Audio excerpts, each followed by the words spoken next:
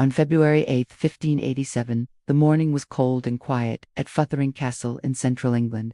Inside its stone walls, a 44-year-old woman was preparing to die. Her name was Mary Stuart, and she was the Queen of Scots.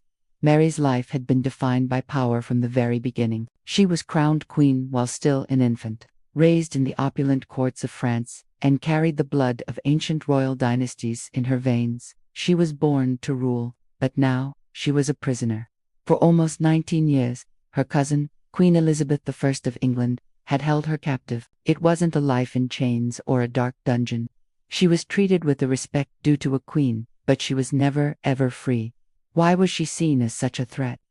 To Protestant England, Mary was a symbol of everything they feared. She was a devout Catholic, had powerful allies across Europe, and, most importantly, many believed she had a stronger, more legitimate claim to the English throne than Elizabeth herself. This made her a lightning rod for plots and conspiracies aimed at overthrowing the English queen. On that February morning, the waiting was finally over. Mary was told her time had come. She dressed with incredible care and deliberation. She chose a somber black gown, a symbol of mourning, but underneath, she wore a secret layer of crimson red, the color of martyrdom in the Catholic faith. It was a final, silent statement. She walked with serene composure to the castle's great hall, where the execution block awaited. Witnesses would later marvel at her calmness. There were no desperate pleas, no last-minute appeals for mercy. Only a solemn, almost ritualistic acceptance. Before the end, Mary addressed the small crowd gathered to watch her die. She firmly denied ever plotting to take Elizabeth's life. She reaffirmed her unwavering Catholic faith, and in a remarkable display of grace, she forgave her enemies. Then, she knelt down. The executioner swung his axe. The first blow missed her neck, striking the back of her head. It was a gruesome, botched attempt. The second blow severed her head from her body, ending her life. As the executioner lifted her head to show the crowd, her auburn wig fell away, revealing short, graying hair. The illusion of youthful royalty was shattered in that final, stark moment. With Mary's death, one of the most potent political threats to Elizabeth's reign was eliminated. In England, there was a palpable sense of relief. The constant fear of a Catholic uprising seemed to lessen, and Elizabeth's throne felt more secure than it had in decades, but this security came at a steep price. Across Catholic Europe, Mary's execution was viewed not as justice, but as a heinous crime.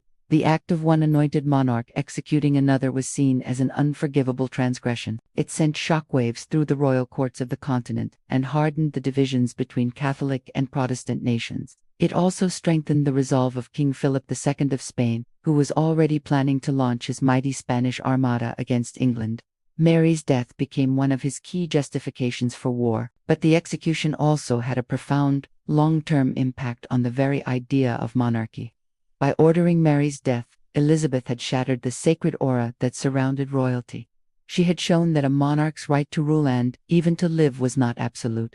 It was conditional. If a queen could be tried and executed, then no king or queen was truly above the law. This was a radical, revolutionary idea that would echo through the centuries to come. Ironically, Mary's tragic end ultimately secured her family's legacy. Her death cleared the way for her son, James VI of Scotland.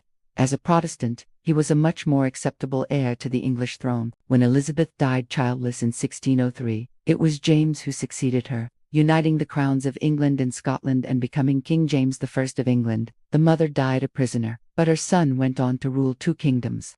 February 8, 1587, a day a queen was executed, a political threat was removed, and the illusion of untouchable, divine monarchy died right there with her. Thanks for watching. Join us tomorrow for another moment from history, and don't forget to subscribe.